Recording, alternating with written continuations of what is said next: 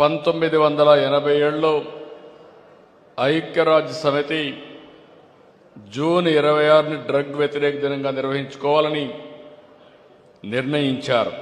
రౌడీలు గాని తోక తిప్పితే తోక కట్ చేస్తానని ఆ రోజు చెప్పాను. రౌడీ అనేవాడు ఈ రాష్ట్రంలో ఉండడానికి వీలు లేదు. గంజాయి పైన డ్రగ్ పైన యుద్ధాన్ని ప్రకటిస్తున్నా ఎవరైనా అడ్డం వస్తే తొక్కుకుంటా పోవడం తప్ప ఎవరిని వదిలిపెట్టను. రాజకీయ ముసుగేసుకుంటే అడ్డంగా రాజకీయ ముసుగు తీసి గంజాయి